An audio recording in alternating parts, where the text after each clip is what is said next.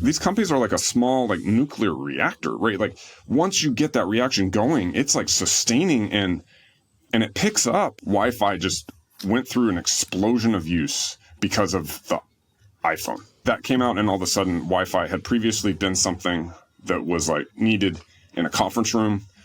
And all of a sudden businesses were like, I need it in every square foot of my office facility. So, one of the hardest things I think for early stage startups is to just get the first deal across the line. We didn't want to dilute ourselves into like going and selling to someone that we knew. Mm-hmm. We actually forced ourselves to cold call people that we didn't know, because we were like, if we can sell our solutions to folks that we don't have a prior relationship with, that's like a stronger signal than like, oh, someone, it's kind of, they might feel like they're doing you a favor. We just wanted to like avoid that, if that makes sense. So we were like, we need to figure out how to get how to develop almost a low noise amplifier for like where that is. Hi, everyone. Welcome to the Founders in Arms podcast with me, Immad and founder and CEO of Meraki. And I'm Raj Suri, co-founder of Lima and Tribe.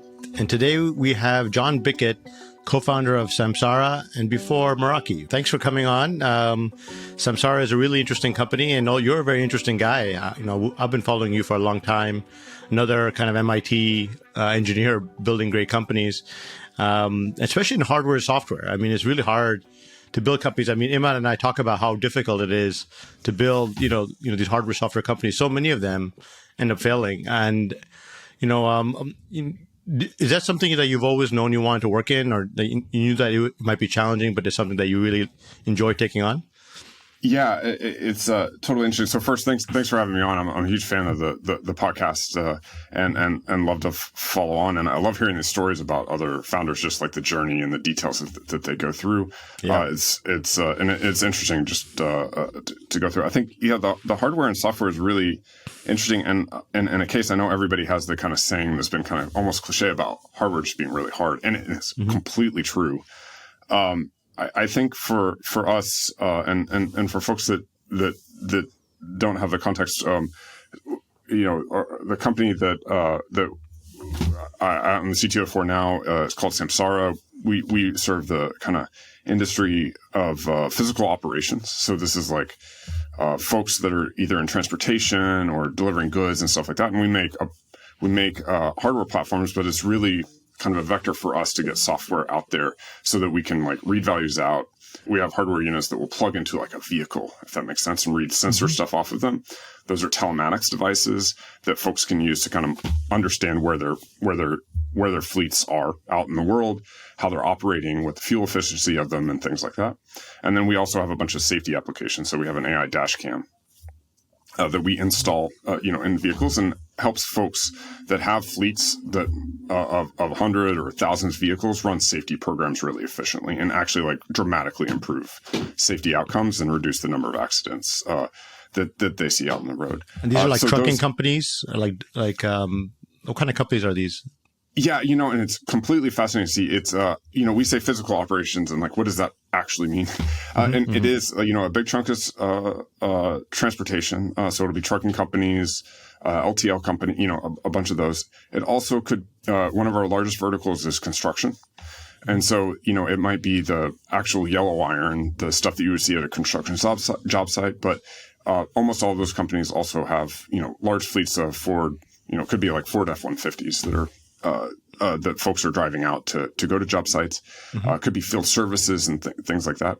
Almost, if you go through like the Fortune 500, almost every one of those businesses has some major physical component where they're, delivering good, or they have folks that are out in the field doing work. And that is really who we've ended up focusing on for at Samsara, and really kind of trying to find technology that we can go help make their businesses more efficient. So would you say most of the differentiation is the software, the hardware is like relatively like commodity units that you're kind of plugging in? Yeah, it's interesting. I wouldn't go as far to say as their commodity, and really kind of, but they do look capability wise is kind of a lot like a cell phone, our telematics units, and they have in our dash cams too. They have a GPU AI chip in there, and then they have a cellular unit that look like that. There are a lot of details to that end up being very hard. And these are physically demanding environments. So we actually do spend a huge amount of time going through and trying to, make sure that they will work all the time, if that makes sense, in these units. But some of the components, like within them, like are pretty similar. Like they're going to have a bunch of sensors that are pretty common and aren't that special. But then some of the other units, like actually, need to be, we end up spending a lot of time on. So you kind of have to pick and choose, if that makes sense. One of the things that's really impressive about you and your co-founders, you kind of did this twice, right? Like I think like getting a startup right seems like such a hard thing. Like you've got timing, you've got idea. There's so many aspects to get right. And I'm really impressed by people who can do it twice, right? What was your process for kind of coming up with an idea? How much do you kind of give to kind of like the idea being great versus like your execution being great and the timing, and like how do you think about all of these kind of components coming together? Yeah, it's super tricky, and I think for a little bit of context, our first the first company that we ended up starting was called Meraki, and worked in the what I call edge networking field. So that was like we built cloud controlled Wi-Fi access points. We ended up expanding kind of in concentric circles over time into switches and routers. Mm-hmm. It ended up getting acquired by Cisco in 2012. After about 7, I think the company got started in 2006 or 2007. Grew very quickly, got acquired by Cisco, and then we stayed there to help scale it, make sure it really got integrated. And today, if you go to Cisco and buy a access point or a switch, you can, almost by default, like the access points you're buying will probably be Meraki. And even the switches and some of the routers have the software inside of them that we were working on. That work actually came out of the stuff that we were doing for our PhD project. We were working on mesh networks, and I was doing we were in a PhD program. I ended up getting my master's degree on like bitrate selection and wireless networks. So I was kind of like down in the details on that stuff. And we were really passionate about that. We built out a big, actually wireless network in Cambridge. And there was kind of an interesting trade going on where we would build out this physical actual network. We would give away internet access to grad students or undergrads that would be willing to put a big antenna on the roof. And then the trade was, between 2 and 6 a.m., we would run experiments on the network. So we would, do stuff so that we could write our theses on it. And the fascinating thing for us, I don't think we realized it at the time, but actually that was like, it was a product, right? Like we weren't we weren't selling a product for money, but there was an exchange there, and we had to like go out and support customers and do a bunch of stuff. I think we were so excited about that and the technology that we were developing, we wanted to see it have a big impact. And that's why we ended up kind of starting the company. It was, it's so gratifying actually just see people use your stuff, right? Like you build something, it didn't exist. And then that feedback loop was incredible. And I think we just started running with it. That company was really interesting though, because like it was really a technology. It was, a little bit of the hammer looking for the nail in it. And, I would just describe it as a lot of the technology we were working on for mesh networking, which is these, we would put out these wireless devices, and they all would kind of send a packet out, and like it would go hop by hop to reach its destination, which is a little bit different architecture than normally you would do. The spot that all of that technology ended up being very useful was when Wi-Fi just went through an explosion of use because of the iPhone. That came out, and all of a sudden Wi-Fi had previously been something that was like needed in a conference room. And all of a sudden businesses were like, well, crap, actually everybody's asking for, to be mobile. I need it in every square foot of my office facility. So they went from like having to deploy one to like hundreds of Wi-Fi access points. And at that point, the same technology we're working on to make the mesh networks like be automatically configurable and talk to each other automatically, stuff like that, ends up being very valuable for managing a large network, a large fleet, of network devices. And so that was what kind of the bridge was, if that makes sense, to the kind of commercial side. And that ended up, for myself, I was a networking engineer getting to build networking products, right? Like it was like, I was building products for myself, and same, I think kind of the same thing for my co-founder. Like we were both in the PhD programs working on it. It was amazing. Just had the most fun time, and you're kind of designing stuff for yourself, right? So it's just like very fulfilling. That was totally fast. And we ended up starting with Wi-Fi, and then I'll be honest, like we just started expanding in concentric circles, and that ended up kind of being a theme. Like we went from Wi-Fi. If you look, one way to look at it, it's actually very similar to a switch. It just happens to be wireless. So it's a lot more complicated. So we were like, well, we already built 80% of switch stack. We should just build a switch. And that's how we kind of expanded from Wi-Fi to switching, because every Wi-Fi access point, if you walk into an office building like this, it's plugged into something. Yeah. You follow the cable back and it's actually a switch on the other side, right? So we were like, I think people will buy them if we build it, because we were already selling them Wi-Fi, and we walked up the stack at that point. It's so rare though, right? Like for like a PhD or like an academic endeavor to be turned into like a successful company. I think even Paul Graham, right, had like a recent tweet. He's like, he doesn't invest in any like spin outs from academic research because they're always hammers looking for nails. They're never problem focused. There's always technology focused, right? Oh yeah, it's totally true. And I think honestly, like, it's a little bit glossing to say like, making that jump, it was incredibly difficult and one of the hardest things, right? Because like we thought that this mesh technology was going to be the main selling point of the company.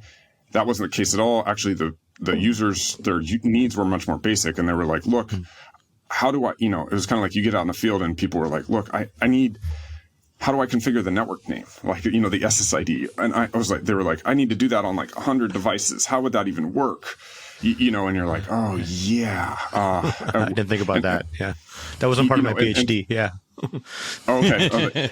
And it was like, we kind of had to pivot into problems like that. And it was very difficult, right?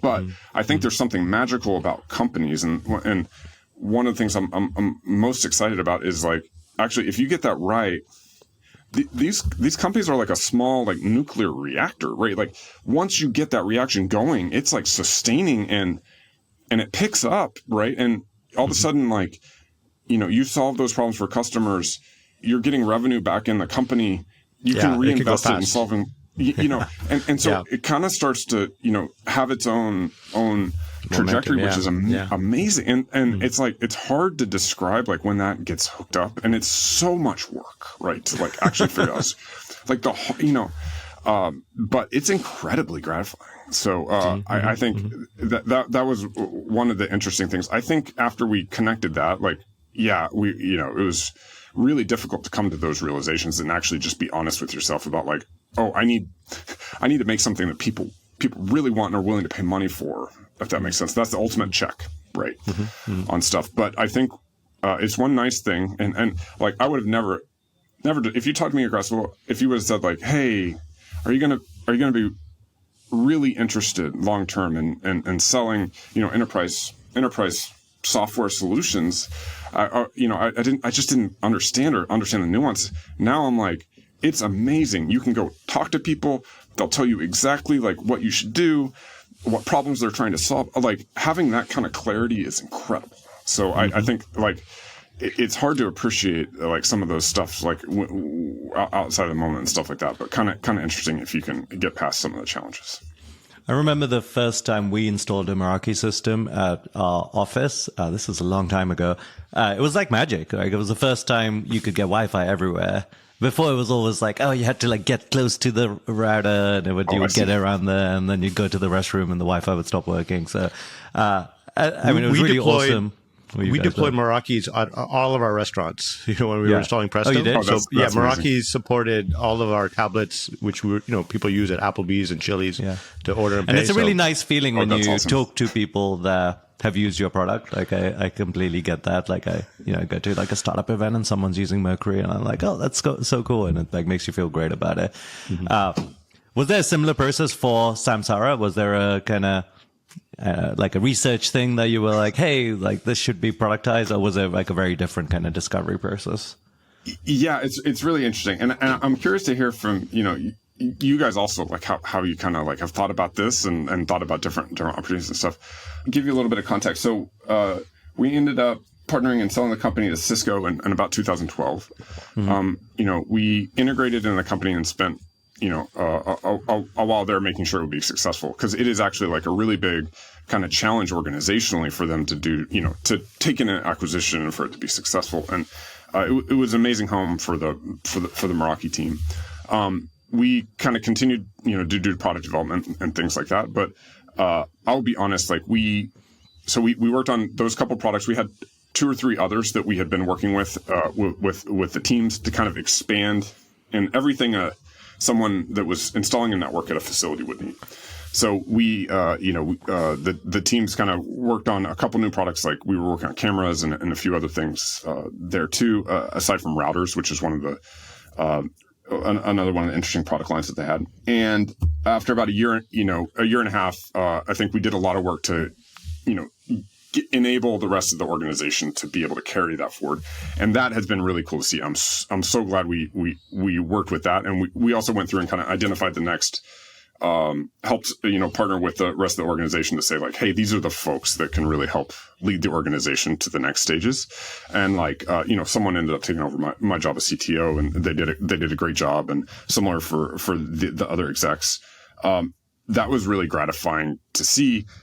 As a result, after about, 18 months, it was kind of like, so what do you do next? Mm-hmm. Right? Like, we kind of ran out of all of our initial ideas for edge networking, right? We had built like 3 or 4 different product lines. You were running papers, right? Like you were running academic papers. You were going back to that. It's funny you look that up. So this, I would say, at least for me, and I'll speak for myself, and I don't necessarily think I could speak for Sanjit.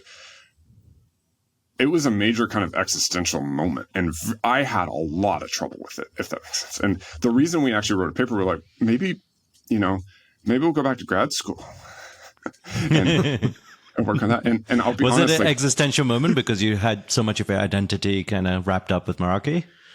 Yeah, completely. And so kind of what happened was like, transition my role over to the new person, because I wanted, like, in case anything, I didn't think anything would happen, right? But I was like, if he doesn't like it, or the person, like, it doesn't end up being right fit, like, I'll still be around and have some time to come back and just help figure out what to do. They did awesome, right? Like when I handed it off, and that was great. And so I was like, well, I guess what we can do is we can go back and write a paper and see what that was like. And I explored that. I'll be honest, in the process, you remember that writing papers in grad school is not necessarily the funnest kind of process, if that makes sense. Yeah. So, I was like, oh, this sounded great in theory. Man, I don't think I really want to go back and do this full time. And I think it was partially after experiencing, like you guys said, when you show up to a customer site and you talk to someone and like, I mean, just like you guys had to hear about saying you actually like use Meraki, like that's an incredible experience. And it feels different when you're writing academic papers, because you still feel like it is like, it's just a different type of satisfaction. And I think I was like, oh, it's not for me. I mean, I'm curious, you guys, I know you guys do a bunch of investing stuff too, right? Mm-hmm. Like, I tried doing a couple angel investments and also decided that like, I love it. I love supporting founders and stuff like that, but it just also, for me, it felt a little bit removed. And I wasn't getting the same like satisfaction. And then like, also it's a lot of work. It's not like magically is like easy to do. It's a different type of work, I think. Mm-hmm. And so kind of just went down the line and was in a little bit of like, should I do some nonprofit work or something? Or just was trying to figure it out. And I was like, I kind of feel like I just, the more I thought about it, the more Sanjit, we kind of talked, we were like, I feel like I just spent the last like 10 to 15 years training to do these really hard things. And I still got some gas in the tank here. Like I'm like ready to go. Right. And it was really hard also because I don't know about you guys. We had recruited everyone we could possibly recruit to Meraki, if that makes sense. So they're all tied up. Yeah. They were all tied up and they have great spots and stuff like that. And so, I think part of it was we were like, going to, and the other thing was at the time, my wife was finishing up her PhD thesis. So, kind of come home in the evenings, had handed all my stuff off, was trying to figure out like what to do. I'm like, hey, great, let's, go out to dinner. And she was a little bit like, dude, I gotta finish my thesis. Like, yeah, I'm busy. I'm busy. Time on your hands. So I think as a result, like Sanjay and I just started hanging out because we were like, and I'll be honest, I played like every video game because I hadn't done it for like 5 years or something. So like, I'm, going through, he's calling me in the morning, like, and so finally we just started meeting up for brunch and like talking through things. I think we actually went back and we had seen these customers at Meraki at the very tail end that weren't like an office building. And we would go visit them just because we thought it was cool. And I grew up in Oklahoma, so I grew up around a lot of farming, and my grandparents were ranchers. I would go out with them and like, spend a couple weeks with them, usually during the summers, like baling hay and working with farm equipment and like what real physical operations. And we went and visited a bunch of like wastewater treatment facilities, some of the transportation companies. We were trying to get in manufacturing facilities because they were using Wi-Fi to put like barcode scanners and stuff in. And so we started getting back in to expose those customers, just go talk to them and see what they were doing. And it became very clear. This was like, 2014, 2015. And we couldn't quite put our fingers on it yet. But all these folks, you walk in and they had a map up in their office of where all their folks were that were out in the field for that day, and pins. And then they would pull out their phones at some point during the conversation of getting the tour of their facilities, and they all had Facebook and they were using Uber and Lyft for stuff. And it felt, I don't know what the word is, discongruent or something, where it was like they're using this technology in their personal lives, and the stuff they're kind of like it hadn't made its way into their actual operations. And it was like that. It seems like that's going to change a lot. Yeah. And then the way you describe it seems obvious, but you spotted that very early on. Like people were kind of talking about IoT, but no one was like really building kind of these enterprise systems. I had a similar kind of existential kind of like, what do I do next after I sold my previous company? And I tried doing the investing thing, and it's hard because like you feel as an entrepreneur, like you want to get involved and tell them to fix their things, but like that's exactly the wrong thing to do. And if you're not doing that, it feels relatively empty compared to like starting a company, where you're like responsible for everything. But I also tell people, and I have a bunch of friends who were successful entrepreneurs, and I feel like they kind of like there's a dangerous path where you just kind of become like, I don't know, they seem really bored, right? They're like, they're traveling around, but they don't really have a purpose. And I always think like these people could build great companies, and I feel like you almost have like an obligation to build I don't know, maybe obligation's too much, but like it's actually rare to be able to build a great company, right? Like it's quite a hard skill set, and hard one, as you said. It seems like such a waste to not like use that to like better the world. Yeah, I know. It's such an interesting thing. And it's like, it's one of those things that it did, and I had to do a lot of kind of reflections on like, I don't know if you went through this too. I'm very curious to hear kind of your take on it. Like I had to really think about like, what do you want to do? Right. Like, and how do you want to spend your time? And I think the thing I did realize is like, maybe for me, there's a big difference between happiness and satisfaction, right? Like doing very difficult things and like having to work through the process is actually just incredibly gratifying. And there's so much to be said for that. And like, man, I wouldn't describe myself as like an uber capitalist or anything, but like the way that things are set up where you can have a bigger impact through a company and it's bigger than yourself. Like by definition, you have to do it with a bunch of other people. Like you can't just do, it's very hard to do stuff like you can't just do it by yourself. So it's just like such an interesting process, and by its nature, like makes you a lot more connected to like other people. Totally fascinating. It's like sometimes it's easy to miss that like day to day, right? Like and all the struggles that are just required to like get through. But I'm curious, like how did you guys kind of come to this? Was it just like this was a realization over time for you, or like? I'm a bit weird. Like, I don't mind doing hard things. Like, it's kind of my default. I have a hard time doing easy things. Like, I have a hard time just sitting at a beach. Like, I just find that like so dull.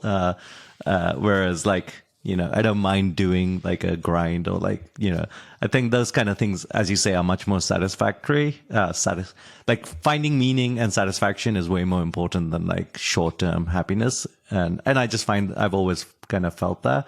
I think I love building companies, and it's kind of what I've always done. I was also a PhD, student at MIT, and I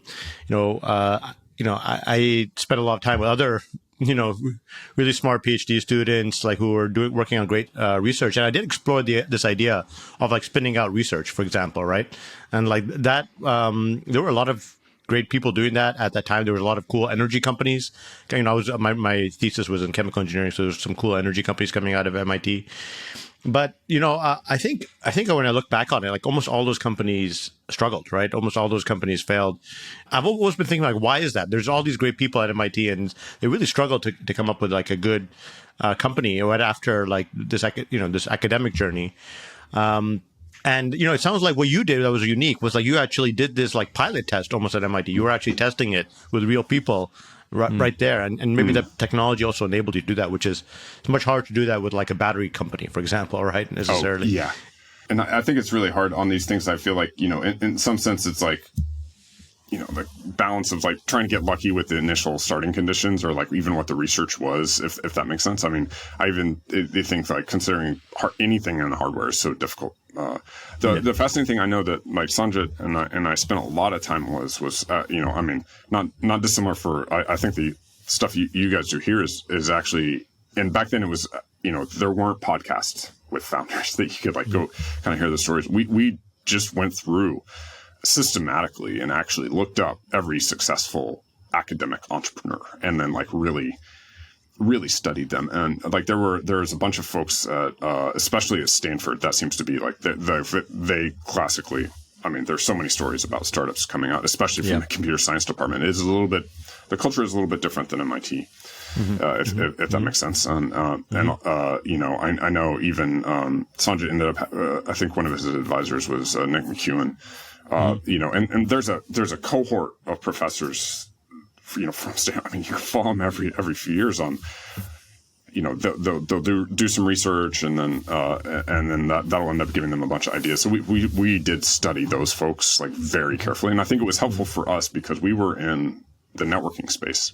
So the run up to the .com bubble and then after networking was like the thing that kind of bubble was based on. And that was such a interesting, case study to go through and see for both good times and bad, right? Like how do technology kind of development work in both kind of environments, and how do people respond to it? But we ended up studying quite a bit some of those folks that had done well, and like similar thing, like they're really incredible. Like they've actually they've had several companies that have been successful, and like you said, it's kind of interesting to go back and look and really try to think hard about like what were the elements that were common between their startups, if that makes sense, and then what was different and stuff like that. And it strikes me right now. I was thinking about it, like how many great companies have been started in the last 20 years, let's say, or 30 years, in hardware software industry, which we all agree is like the hardest thing you could do, is like work with this combination that have been successful. And I can only think of really like three categories of like entrepreneurs. Maybe I'm wrong, so let's play the game here. It's it's Elon's companies, right? Like SpaceX and Tesla, right? And then it's like Palmer Luckey with Anduril and at first, so he had the VR company as well, right? So he had kind of a similar journey in some ways. He had a first kind of big exit and then started Anduril. And there's you guys. I mean, I can't think of anyone else. I think it's one of these things like it does end up being fascinating. I think if you expand the aperture a little bit and start going through, there do end up being a lot of other companies that kind of end up fitting the bill that just aren't consumer names, if that makes sense. And then some of those founders just aren't talking as much. I mean, I think there are some companies like Palo Alto Networks is really interesting. Like if you look at the financial side and like how they've done and how they performed over time, it's like actually, it's insane. Been pretty that's incredible. Right. Yeah. They've had a great journey. Yeah. There's also a few other kind of connected device companies, like the Ring doorbell, the Nest camera, Right. consumer Good. connected device. Good point. companies. Yeah. So I think it is fascinating. It is. I think the hardest part is getting started for these things, because it's like, and we've even found this. We just we have been launching a few more products, and the interesting thing when I think through it, we just ended up launching an asset tracker that's Bluetooth based that I'm super excited about. And I mean, it's tiny, and folks are putting it on all kinds of stuff in physical operations, which kind of makes sense. And it's stuff that previously, like, they couldn't track. So we've seen folks that have basically been sticking it on equipment that might get lost or stolen, if that makes sense, and then being able to track it. We are able to use our like large network of devices, because we estimate we're on somewhere between, and I'm not exactly sure the numbers, but like of commercial vehicles in the U.S., somewhere between 3 and 10% of them. So it means if you're watching trucks go by, there's probably a Samsara device. And so these Bluetooth devices, I mean, these things are tiny, right? Because and this is one of them. They just chirp out occasionally. Because it's Bluetooth, it's low energy, and this technology has been amazing, and it's been being developed for like 20 years at this. Maybe that's not true. Maybe 10 to 20 years at this point. But constantly over time, the battery life has been getting better. The range has been getting better. Also, everybody's been understanding how to build software systems around them and stuff like that. And so what we've ended up finding is that, like, now we have a big enough network that we can kind of piggyback a new technology like this on it.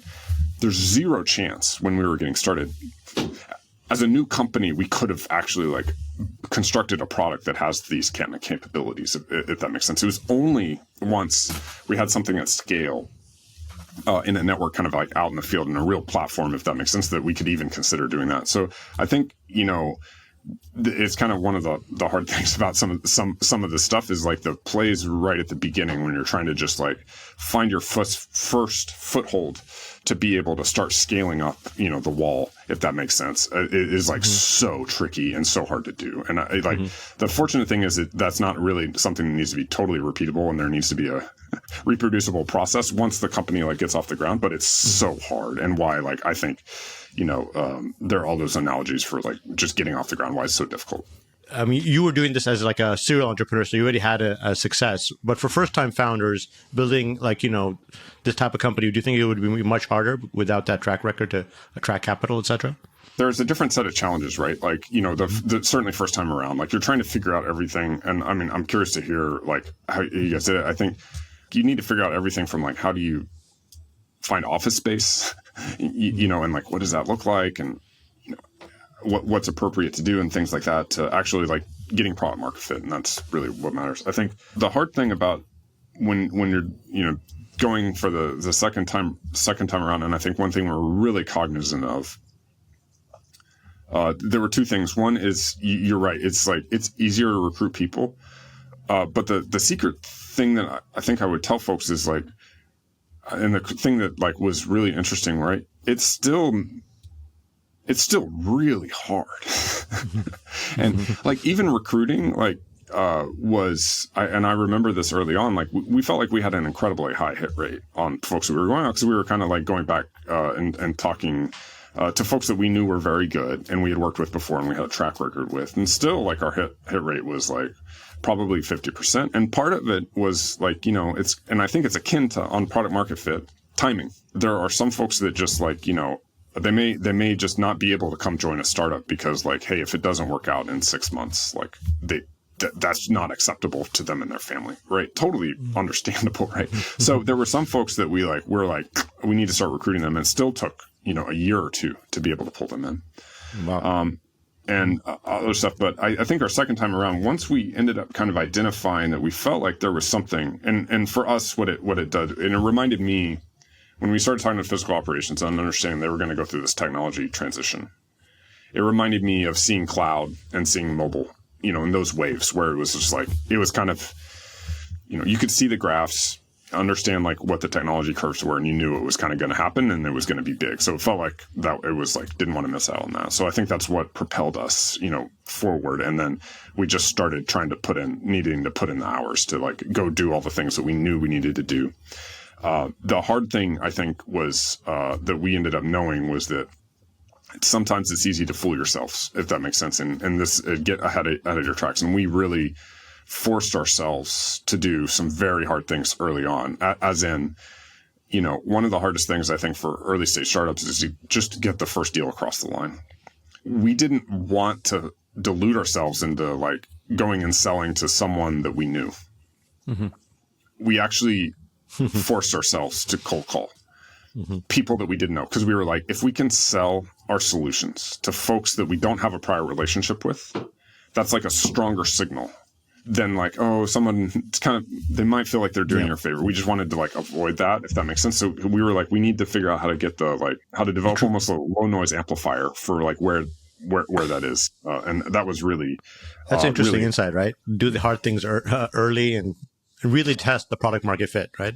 I assume you could only do that because you had enough funding that it wasn't like you were trying to hit like you're a really early stage startup without funding. You're just trying to get your first deal done and you take whatever shortcuts necessary to do it. Oh, completely. Right. Like, and I'll tell you, when we started Meraki, we were in Cambridge and we went to like the local bank. I mean, like, cause, things like Mercury didn't exist right at the time, and we were like, hey, we want to start a technology company. And they were like, they basically told us, no, we won't we won't give you, we were trying to find a loan to put down to buy our first, and, what Sanjay and I actually ended up having to do was like scrape and claw. Like we went out and did a bunch of consulting so that we could actually get money to buy the first hardware unit. So we were like trying to figure out like those kind of trade-offs. I think it's kind of interesting. It's just like a different set of constraints that you're trying to solve for, right? And it's almost like test of if you can get off the ground. So hard. Yeah, I think when you are, let's just say second or later time founder, you really have to make sure you're not deluding yourself. And like, I think actually money actually makes it easy to delude yourself, right? You can, if you have enough salespeople or enough like, put fancy enough like, kind of things out there, you will make some sales. Like actually you kind of want to make things a little harder for yourself so that you can like really understand whether you have product market fit.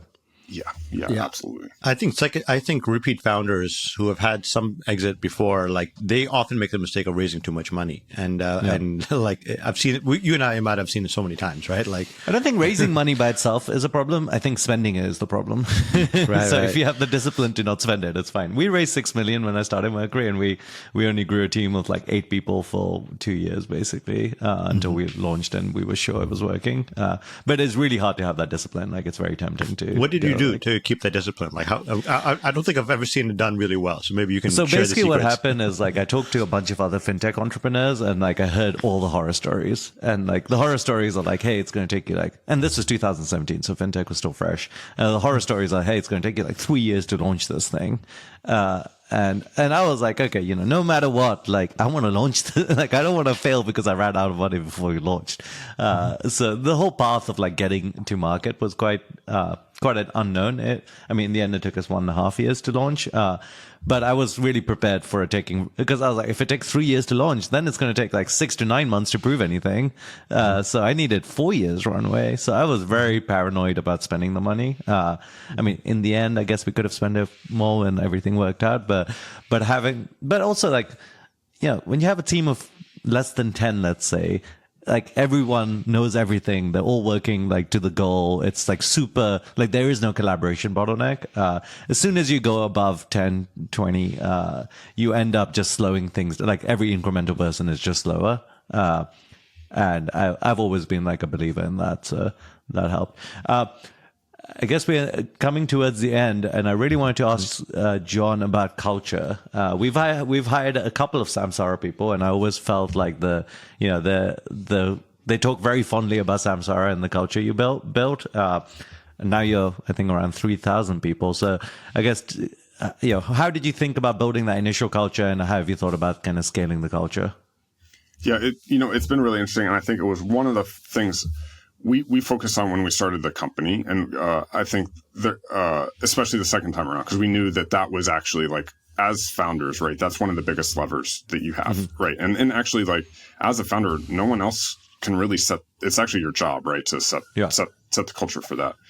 I think part of like why we communicated the what we were doing with starting the company was actually to have an impact out in the world. So that ends up being a huge part, of our culture, and we are very customer focused. So, we spend a huge amount of time out trying to understand. I mean, because that's really our business. Like if we're successful, we want to be viewed as a true technology partner with our customers, where they say like, "Here's my business problem I'm trying to solve," and we're like, we'll go find the technology to help kind of bring that to them. So that ends up being such a big part. But when you say impact on the world, you're not necessarily saying like, "Hey, we're curing cancer" or something. You're saying like we're helping our customers like make their lives better. That's right. Yeah. And, we ended up kind of establishing that there's kind of three mechanisms we have for doing that, like three vectors, I guess we have. It's either going to be efficiency, safety, or sustainability. And sustainability actually just maps back into usually efficiency and to some aspect safety. So those are like, I mean, I will tell you, I was out, we just hear back from customers because like the physical operations jobs are just actually physically demanding and very hard. And so in some ways, just being able to like actually assist folks with making their like jobs easier to do and not require as much cognitive like processing are just like, huge. And so, but part of it is actually like, it's very hard to understand what, like if you're doing a ride along with the driver and just like seeing what they're doing all day, if that makes sense, because they're probably out in the field, like it's actually just very, you can see the stuff that they're working. Do you have a program around. to have employees kind of ride along with drivers and like be at customer sites? Yeah, we have, especially on our product side, like our folks spend a huge amount of time with customers. I think one interesting, it has gotten easier to do this. Clearly our go-to-market side, they're almost in the field just a lot, visiting customers, trying to understand like how to help them out and stuff like that. On the product side, it actually got easier after the pandemic with Zoom, just because people will get on a Zoom with you and give you feedback. And then on the engineering side, we try to like drive basically all the product development back to tying it to customers that would actually use it. Cause that's like kind of like you guys were, we were alluding to earlier about like not diluting yourselves. Sometimes it's very difficult on the product side to get wrapped up in your vision about like what something could do. And it's always a reality check when you like show it to a customer and get the reaction, right? And if they're not like super excited about it, right, that usually is some kind of signal. So we try to make sure that we're actually listening to customers all the time. I mean, I probably did in the last 2 to 3 months. I've probably done like somewhere between 40 and 60 Zooms where I just sat on the Zoom, asked the customer about an area, asked them to walk me through like, and then at the, I get their dump on how they work today. And then we walk through product ideas with them and get their feedback on it. And like, they will tell us, it's very nice. Cause if you do that 30 times, you can kind of have a distribution on like how good your stuff is. So we focus on that a huge amount. So going back to the culture thing, you said like, talking about impact and customers, what else did you do that worked? I think, so those were kind of the things, setting what we thought were the values and just being very upfront with folks about that. I think part of the hard thing is that there is the articulation of the values, and then there is the like, what does that mean day to day? If that makes sense. So I think, we expect kind of all of our leaders to be like very involved in a lot of the details and checking stuff. Because I think part of the hardest thing as you're growing a company and starting to scale it is making sure kind of the customer experience matches what you want, if that makes sense, and what you say by the values. And it's what was the value that was like the hardest to stick to? Like, is there one value that you're like, okay, this one is like the most challenging? The ones that are the most difficult to understand, I think for folks, and there's a lot of nuance on, is like, and we have one of our values is like build for the long term. Sometimes when you articulate, you have your values and you have like, we have a set of operating principles, and other companies like have these too. The hard parts are when they come into conflict, if that makes sense. Like, one thing I think for this that we've kind of articulated is that speed does matter, in industries, especially in tech, right? So having to pit that against doing the right thing for the long term is really tricky, right? Because I think some folks will interpret doing the right thing for the long term as being like, well, I need to build something totally for scale, if that makes sense. And it's okay to how long is it okay to work on something without shipping it to a customer? Is it, a month, 6 months, a year, 2 years, 3 years? And I start to get more uncomfortable with myself starting to say things like 2 to 3 years. I think the hardest thing is to try to figure out like creatively, how do you bridge the gap, right? How do you stair step something so that you're getting value out of it, but also working towards a long-term vision? And these are problems that like the kind of devil is in the details on them, right? And there's a lot of hard decisions, like whether it's on the go-to-market side, whether it's on the product development side, or whether it's on the engineering side, about like how to make these trade-offs and how to think through them. I think those are probably the most difficult, especially when you're having people join the company from another company that might have had their own ideas. They may even use some of the same language and mean very different things, which is really tricky to work through organizationally. Yeah, I think those types of things where like speed versus like our one that's often a conflict is like we're all about quality, like build something of a really high quality that you can be proud of. But then you're like, okay, well, that's going to take an extra, 2x more time to build it to a high quality standard. And then you kind of have to say, actually, like, let's ship the thing that's maybe not quite at that standard, but like when you learn from customers, you can kind of, your definition of quality actually changes when you have like customer feedback and you're like, oh, actually, like it doesn't work for them. So that's not a high quality product. Some folks will say something like, hey, we have an idea. We know we want to do this, and it would be a big project if we want to do it. Tactically, I think sometimes it ends up being an interesting thought experiment. Say like, we may have the like 1 year version of what that project would look like, but what would be the 1 month version? And then what would be the 1 day version? And I think that the fascinating thing that I've seen from folks is like, even saying the 1 day version usually actually ends up taking like a week or 2 weeks to do. But it was so simple, it was almost elegant, if that makes sense. Yeah. And I'm not saying that that's always like the right answer, but it's an interesting thought process to try to figure out how to kind of bridge the. I have like 2 ideas around this. Number one is like similar to what you're saying, like cut the scope down, like make it do the simplest possible thing that solves the problem, right? And then the second thing that I try to push alongside that is you cut the scope all the way down, but then you try to do one thing like so well that it feels magical to someone. Because I think like the way people perceive quality is like something that's irrationally good, right? If you're just like good like everything else, that's not really high quality. It's like something where you go like I sometimes call it like a magic feature or something like that. Like you take one thing and you go like this is obviously in a bigger product that's taking like a few months to develop, but taking one thing and going like really deep and like ideally it's something really meaningful to someone. I think that gives the impression of they're like, okay, it's missing some features, but this one thing is just like crazy good. Yeah. And that like actually leaves like a really strong kind of quality signal in people's minds. And you can fill out the features over time and with customer feedback. Yeah. Well, the one metric I have is like when you're demoing something to someone, it should elicit a wow. You should actually get that reaction. If you don't get the reaction, it's not good. It's not like magical enough, Yeah, that's a good way to put it as well. Yeah, but I do think the bit that I care a lot about quality is in like these kind of attention to detail things. And I actually don't think those take that much time, right? Like if it's like, the button color is off or like it's like just not in the right place. And like I just feel like people shouldn't take those shortcuts. Like, yes, it takes a little longer to have like the attention to detail, but like I think it's also a training thing. Like once you care a lot about attention to detail, like you just default to doing it in the correct way. So that bit, like, we are very sticklers about. Like, I think having things slip when it comes to attention to detail is like kind of like a road that like is a slippery road, and you kind of have to like be thoughtful about it. All right, we're kind of coming to town. Any last questions, Raj? I have tons of questions for John, but I think we'll need another hour. John, we'll need to have you back. This was fun, and I learned a lot, and I feel like there's a lot more we can talk about. Yeah, awesome. I really enjoyed the time and love the podcast. Thank you for having me on. Thanks for listening, everyone. If you are interested, please leave us a review. That always helps, and subscribe everywhere we are. And thanks for coming, John.